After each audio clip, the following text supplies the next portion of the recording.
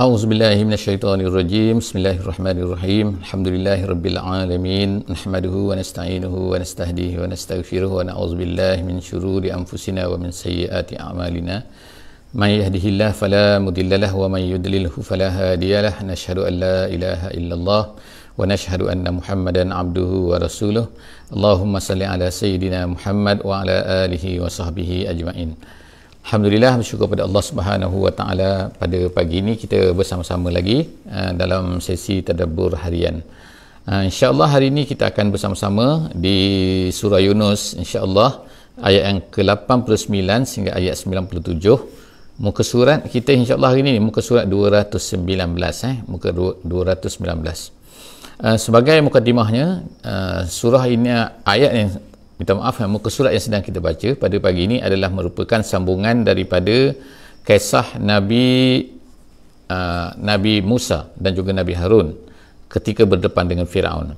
Jadi kita telah baca lebih kurang satu muka surat lebih sebelum daripada ini, cerita tentang Nabi Musa dan juga Nabi Harun ini.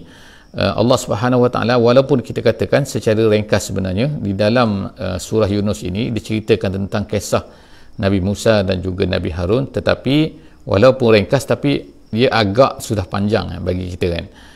Kerana di tempat-tempat lain sebenarnya lebih dahsyat lagi, lebih panjang lagi penceritaan Allah Subhanahu wa taala berkenaan dengan kisah Nabi Musa ni. Sehingga kan kalau kita tengok dalam surah Al-Qasas, kisah Nabi Musa ini diceritakan oleh Allah Subhanahu wa taala sejak daripada kecil lagi, daripada kecil lagi. Alhamdulillah, terima kasih kepada yang memberi feedback terhadap video dan juga audio. Alhamdulillah pada pagi ni. Jadi insya-Allah dalam sesi lepas, iaitu muka surat yang ke-218, kita baca pada penghujung muka surat tersebut, Nabi Musa telah berdoa kepada Allah Subhanahu wa taala supaya Allah Subhanahu wa taala jadikan harta-harta yang dimiliki yang menjadi zinah, yang menjadi perhiasan, yang menjadi penguat, yang menjadi penggoda kepada orang-orang Firaun dan juga kumpulan-kumpulannya, dan juga wa malaihi dan juga wa qaumihi. Firaun ni telah, mereka merasa dengan harta mereka itulah orang yang paling kuat, mereka bangga, mereka sombong dan sebagainya. Jadi kita boleh tengoklah sampai sekarang lagi pembinaan yang dibuat oleh Firaun ni masih lagi tertinggal di negeri Mesir itu. Kita boleh tengokkan dengan piramidnya, dengan spinnya dan macam-macam sekali kan. Bukan satu piramid, banyak piramid kecil, piramid besar dan sebagainya. Jadi nak tunjukkan bahawa hebatnya Firaun. Juga kalau kita tengok kan, patung-patung Firaun ini sangat-sangat besar kan, berdiri di tepi-tepi bukit daripada batu granit yang memang orang tak boleh nak bayangkan sekarang ni bagaimana ianya boleh dibina dengan begitu dahsyat. Nak menunjukkan bahawa harta-harta Firaun ini, kalau tak ada harta bagaimana mereka boleh mengupah orang kan untuk buat benda tu. Mereka, kezaliman mereka memperhambakan manusia-manusia lain untuk membuat binaan-binaan yang sangat-sangat besar tu. Jadi Allah Subhanahu wa taala telah ceritakan, tunjukkan kepada kita. Jadi akhirnya penghujung selepas daripada Nabi Musa ni telah berdakwah dengan sungguh-sungguhnya kepada Firaun, akhirnya mereka tak nak terima. Jadi akhirnya berdoalah Nabi Musa kepada Allah Subhanahu wa taala. Dua perkara.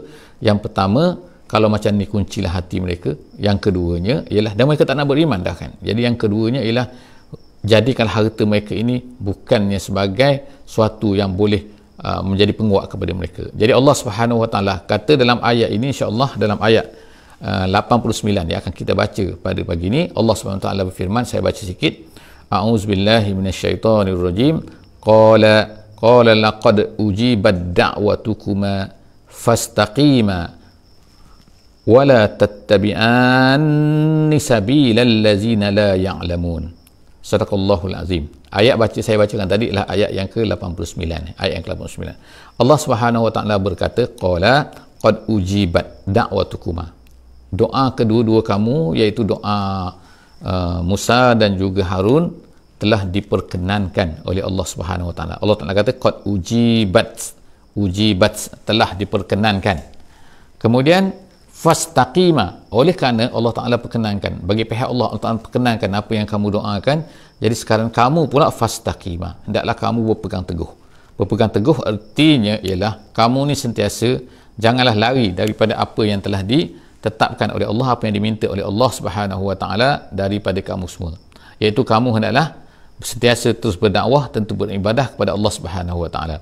Wala tattabi'ani, dan jangan sekali-kali kamu berdua mengikut sabilal ladzina la ya'lamun, jalan orang-orang yang tidak mengetahui. Iaitu siapa? Iaitu jalan Firaun, jalan pengikut-pengikut Firaun dan sebagainya. Semua tu jangan sekali-kali engkau semua mengikut jalan kedua-dua mereka.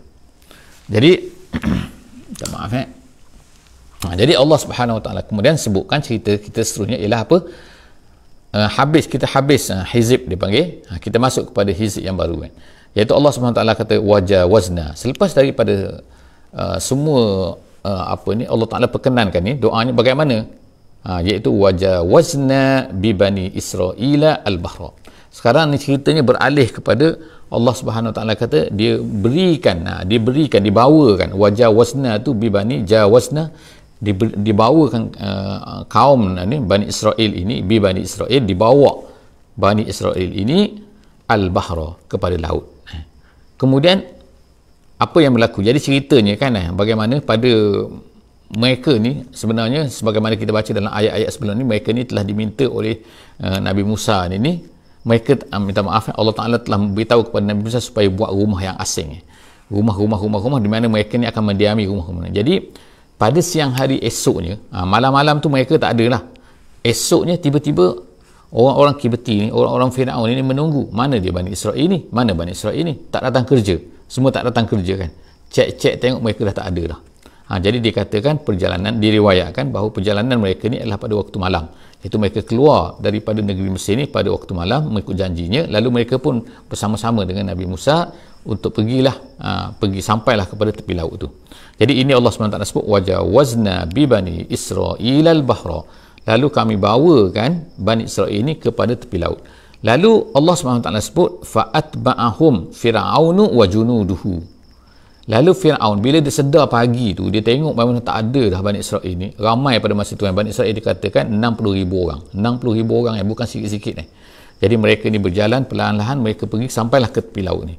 Jadi ceritanya tepi laut ni cerita tentang lain lah kan. Tetapi Allah Subhanahu Wa Taala sebutkan di sini, selepas daripada mereka keluar, mereka dikejar. Fa'atba'ahum, lalu dikejar oleh Fir'aunu wa junuduhu, dan tentera-tenteranya. Baghyan wa adwa. Disebutkan kejar ni kenapa? Kerana baghyan, itu dipanggil maf'ul li ajlih, dipanggil. Iaitu maf'ul li ajlih. Kenapa mereka ni, Fir'aun ni mengejar Bani Israel ni? Kerana baghyan, kerana kezaliman, dan juga wa adwa, kerana pencerobohan, kejahatan, kezaliman, seterusnya, iaitu hampir sama maknanya baghyan wa adwa. Makna adwa ni makna melakukan satu benda yang tak elok kepada orang lain. Jadi baghyan kerana kejahatan mereka. Jadi mereka buat macam tu, mereka nak kejar Bani Israel. Kenapa? Kerana nak marah, kerana memang Firaun ini memang sangat-sangat dahsyat Firaun ni memang sangat-sangat zalim Kau tengok dalam cerita-ceritanya ialah bahawa dia ni seperti mana yang dibuat kepada tukang sihir kan. Dia potong tangan kiri, dia potong kaki kanan, dia potong tangan kanan, dia potong kaki kiri, kemudian digantung di pokok-pokok. Memang cerita ni adalah cerita yang dahsyat sekejap ya. Okey. Jadi ceritanya adalah cerita yang dahsyat lah. Kezaliman sebab tu Allah SWT sebut ni baghyan wa adwa. Dia ni adalah baghyan, iaitu secara kezaliman, dan juga adwa, pencerobohan, hatta iza adrakahu al-gharaku. Sehingga jadi Allah Taala sebutkan cerita di sini secara ringkasnya Terus minta maaf sikit lagi, nak betulkan sikit insya-Allah.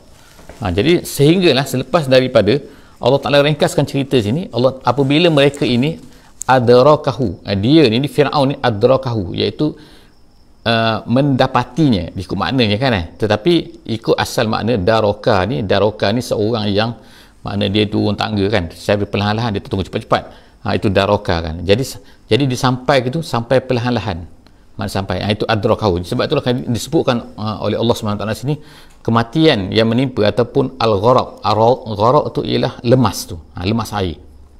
Jadi dia lemas ni secara perlahan-lahan kan. Jadi apabila sampai, Allah Ta'ala kata iza adrakahu al-gharaq, apabila lemas tu nak sampaikan kepada dia lah, kepada Fir'aun tu, qala, dia pun berkata, amantu annahu la ilaha illallazi amanat bihi banu Israel. Dia kata, pada masa ni kata dengan apa? Qala di sini ialah berkata, dia kata berkata dalam hati sebenarnya, bukan berkata dengan mulut ni. Sebab pada masa tu, sebagaimana yang disebutkan dalam hadis yang diriwayatkan oleh At-Tirmizi, dia katakan bahawa malaikat Jibril telah pegang, ambil pasir, letakkan dalam mulut dia. Ambil pasir daripada apa ni, dasar laut tu, kena ambil selut lah, kita kata pasir berselut tu, diletakkan dalam mulut dia supaya tak boleh nak bercakap dia. Jadi pada masa tu dia hanya boleh bercakap dengan hati saja.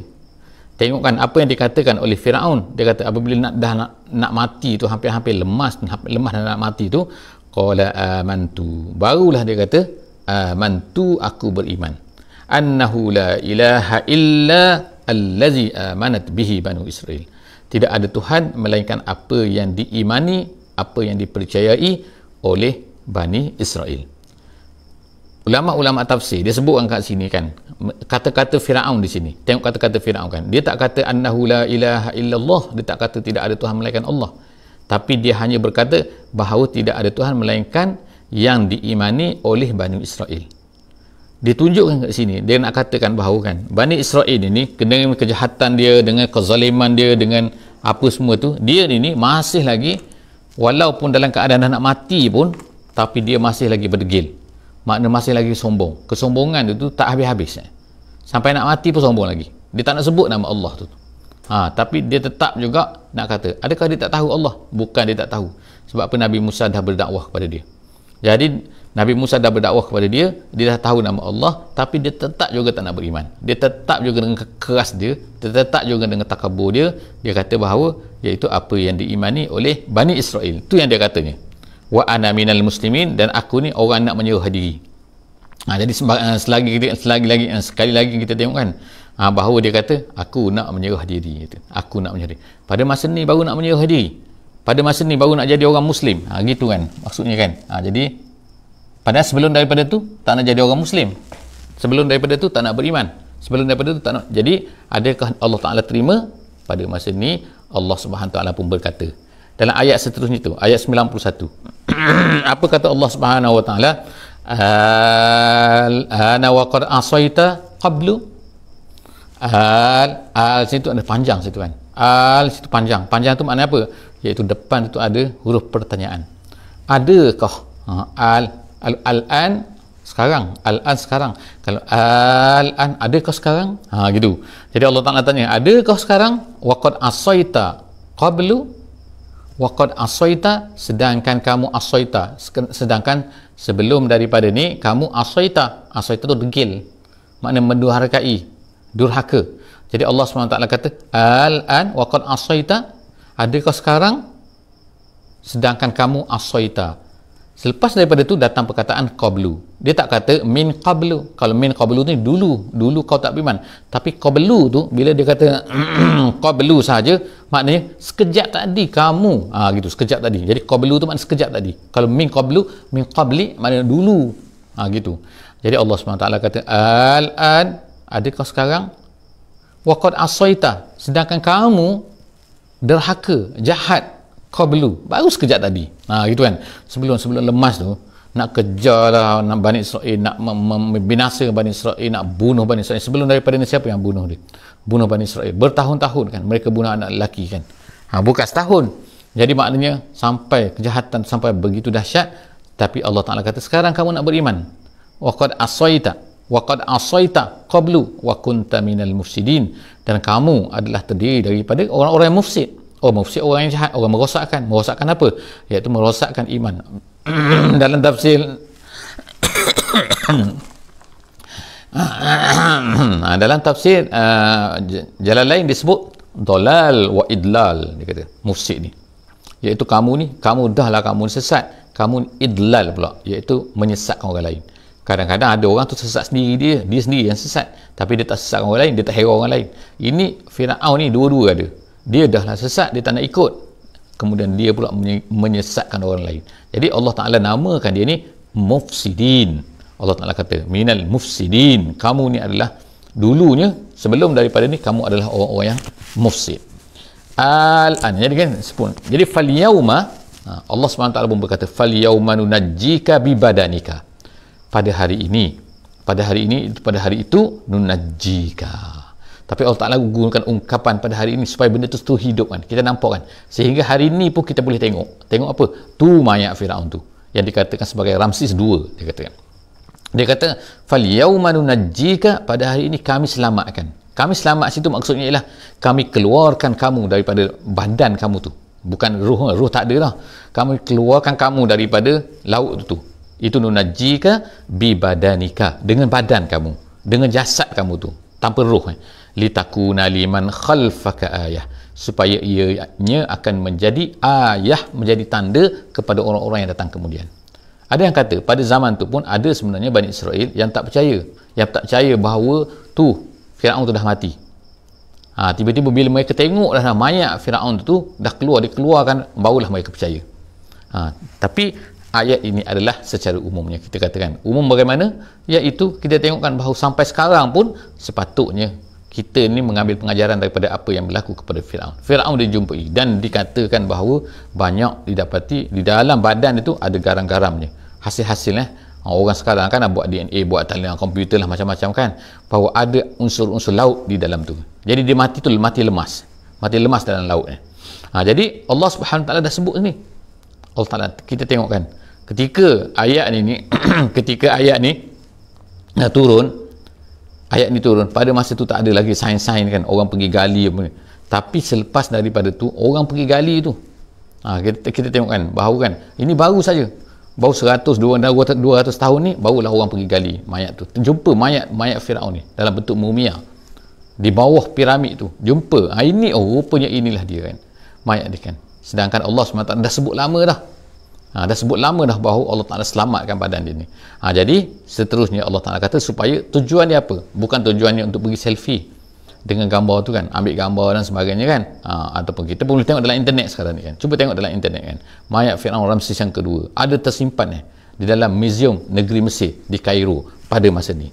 Jadi semua tu adalah supaya menjadi apa, pengajaran liman khalfaka, kepada orang-orang yang datang kemudian. Ayah wa inna katsiran minan nas an ayatina laghafilun. Tapi Allah Taala beritahu kan, declare siap-siap, tengok sini kan, tetapi wa inna katsiran minan nas, banyak daripada manusia, an ayatina, daripada ayat-ayat kami, laghafilun, mereka tu lalai maksudnya tak ambil pengajaran. Tengoklah apa yang berlaku sekarang kan, kehebatan Firaun tak ada orang lebih hebat daripada dia kan, tapi apa yang berlaku kepada dia, tengok kan, ada orang ambil pengajaran, orang pergi ambil gambar saja, orang gali sampai kan pelajaran untuk menceritakan negeri Mesir ni kan, peninggalan negeri Mesir ni sangat dahsyat kan, lebih hebat daripada peninggalan-peninggalan tempat-tempat lain kan, sehingga ada satu ilmu khusus orang belajar tentang apa, iaitu ilmunya nama ilmu pengajian Mesir purba maknanya. Kemudian ayat 93 insya-Allah kita tengok ayat 93. Allah SWT kata walaqad bawwa'na bani Israil mubawwa'a sidqin, dan kami telah sediakan kami sediakan, kami turunkan, kami bawa dia Bani Israil ini mubawwa'a sidqin, iaitu satu tempat yang dipanggil sidqin. Sidqin sini bukan makna benar, tapi maksudnya karamah, makna tempat yang mulia maksud dia. Dan Allah SWT telah kata bahawa kami telah turunkan. Selepas daripada tu maka Bani Israil dia pergi pula. Di manakah tempat tu? Tempat tu dikatakan oleh ahli tafsir sebagai Mesir dan juga Palestin, Mesir dan juga Syam. Bila sebut Syam tu maknanya satu kawasan yang besar, termasuklah Palestin. Jadi Allah SWT kata kami sediakan untuk tempat tu, kami bawa Bani Israil ke situ. Wa razaqnahum minat thayyibat, dan kami berikan kepada mereka rezeki-rezeki daripada yang baik. Famakhtalafu, tetapi dia kata selepas daripada itu apa yang menjadi? Mereka ni ikhtalafu pula, berbeza pendapat. Ada di kalangan mereka yang kufur, ada mereka yang beriman. Kita tengok kan, macam-macam sekali Bani Israil ini. Hatta ja'ahumul ilmu, sehingga datanglah kepada mereka Taurat. Al-ilmu itu maksudnya Taurat. Kata ahli tafsir, inna rabbaka yaqdi bainahum yawmal qiyamati fima kanu fihi yakhtalifun, dan Allah Subhanahu Wa Taala akan menghukum mereka nanti pada apa yang mereka berbeza-beza pendapat. Jadi mereka ni beza-beza, lahirlah mereka mazhab mereka, ada yang kata macam ni, ada yang kata macam ni di kalangan Bani Israil itu, sehingga datang pula Kristian kan. Datang pula Nabi Isa AS, bukan bawa Kristian, Nabi Isa bawa Islam, tapi mereka bergaduh pula kan. Mereka kata Nabi Isa ni macam ni lah, mereka kata macam-macam. Siapa yang menuduh tu? iaitu orang-orang Kristian, orang-orang Yahudi. Jadi maknanya orang Yahudi sendiri ni, mereka ni telah diberikan Taurat dan ceritakan tentang kedatangan Nabi Isa, kedatangan Nabi Muhammad, tapi mereka sendiri pula bergaduh. Mereka sendiri pula kata macam ni kan. Jadi ada dari kalangan mereka yang beriman seperti Abdullah bin Salam daripada kalangan sahabat Nabi, orang-orang Yahudi, dia orang Yahudi, ada di kalangan bersama-sama dengan dia, iaitu orang-orang yang beriman dan beriman kepada Nabi kita, Nabi Muhammad sallallahu alaihi wasallam. Jadi Allah SWT kata pada hari kiamat nanti Allah Taala akan hukum, akan putuskan mana yang benar, mana yang salah. Kalau mereka kata, walaupun dah jelas kan pada hari ini, fa in kunta fi syakkim mimma anzalna ilaika fas'alil ladzina yaqra'una alkitaba min qablik. Sekarang ni sampai pada ayat 94 ayat 94 ini Allah Subhanahu wa taala kata fa in kunta jika sekiranya engkau fi syakkin, dalam syak maknanya dalam keraguan. Jadi Allah Subhanahu wa taala berkata sini, adakah Nabi Muhammad ni ragu? Adakah Nabi Muhammad ini syak pada Islam, pada Allah Subhanahu wa taala? Tidak, of course kan tidak. Tapi ayat ini dipanggil fardon. Setengah ulama kata fardon tu maksudnya andaian saja, kalaulah rasa. Tapi Nabi SAW dalam satu hadis, Nabi SAW kata, la asyukku wa la as'al, aku tak syak pun. Tapi habis tu ayat ni makna apa? Kata jika sekiranya. Jadi setengah ulama kata bahawa maksud jika sekiranya sini iaitu sindiran kepada orang-orang yang beriman. Sindiran kepada orang-orang iaitu lain daripada Nabi Muhammad SAW. Jika sekiranya ada di kalangan orang-orang Islam sendiri ni yang merasai ragu. Jadi Allah SWT fa in kunta fi syakkim mimma anzalna ilaik, kalaulah kamu ni merasai ragu pada apa yang kami turunkan kepada kamu, maka fas'alil ladzi, maka tanyalah allazina yaqra'una alkitab min qablik, tanyalah orang-orang yang membaca kitab, iaitu membaca Taurat dan juga membaca Injil sebelum daripada kamu. Jadi maknanya cerita syak tentang apa? Syak tentang cerita yang kita ceritakan tadi, tentang Nabi Musa ke, tentang Nabi Ibrahim ke, tentang apa? Sebab apa? Sebab Allah SWT bila ceritakan dalam Quran kan tentang Nabi ini, cuba tanya, kalau kamu tak rasa syak, rasa macam betul ke kan, cuba tanya kepada orang-orang yang membaca Taurat, membaca Injil sebelumnya, ada tak benda ni diceritakan oleh Allah Subhanahu Wa Taala? Walaupun kitab-kitab mereka ni banyak dah diubah dah, tetapi cerita-cerita ini masih ada lagi. Jadi menunjukkan bahawa Nabi Musa itu wujud, Nabi Harun itu wujud, Nabi Ibrahim itu wujud, Nabi Nuh itu wujud, Nabi Hud itu wujud, semua itu wujud. Jadi maknanya sini ialah betul, katakan laqad ja'akal haqqu min rabbik fala takunanna minal mumtarin, sesungguhnya kebenaran dah datang min rabbik, daripada Tuhan kamu, maka janganlah kamu fala takunanna minal mumtarin, jangan kamu menjadi orang-orang yang menolak, orang-orang yang menolak kebenaran yang datang itu. Sebab apa? Tengok kan, maknanya di antara tanda benarnya iaitu apa yang telah disebutkan oleh Al-Quran juga adalah disebutkan. Adakah Nabi Muhammad ini mempelajari Taurat? Adakah Nabi Muhammad ini mempelajari sejarah? Adakah Nabi Muhammad ini mempelajari Injil? Tidak kan. Tapi bagaimana dia berceritakan benda-benda ni? Itu antaranya kan. Maknanya antara benda-benda yang dikatakan bahawa benda ni adalah benar. Gitu kan.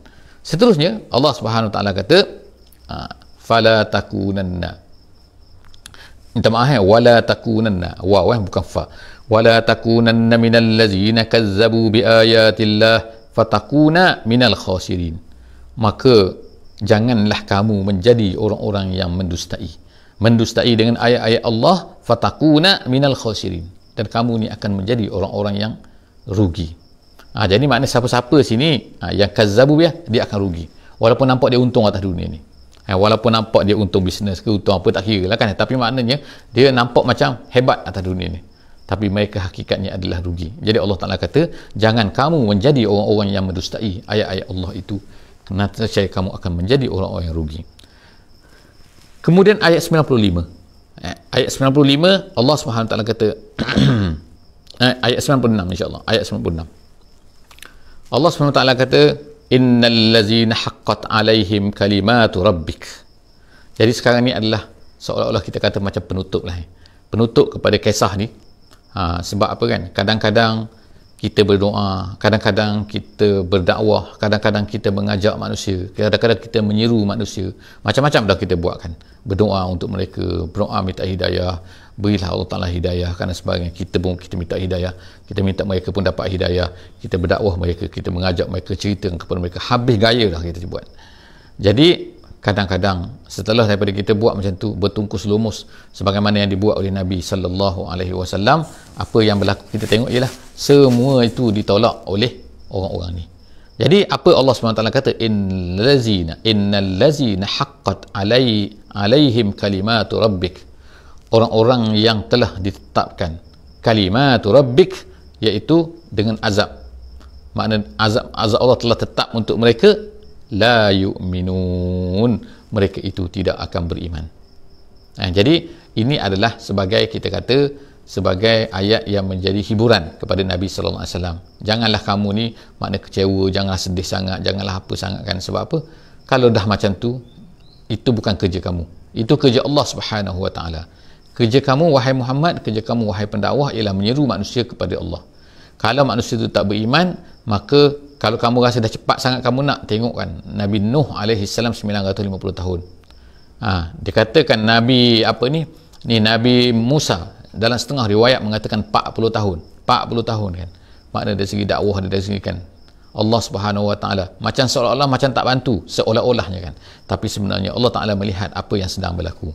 Dan akhirnya dalam ayat 97 Allah SWT kata, walau ja'atuhum kullu ayah hatta yarawul azabal alim, walaupun datang kepada mereka itu kullu ayah, semua ayat, semua tanda-tanda, semua mukjizat datang kepada mereka, adakah mereka akan beriman? Allah Ta'ala kata tidak, mereka tidak akan beriman.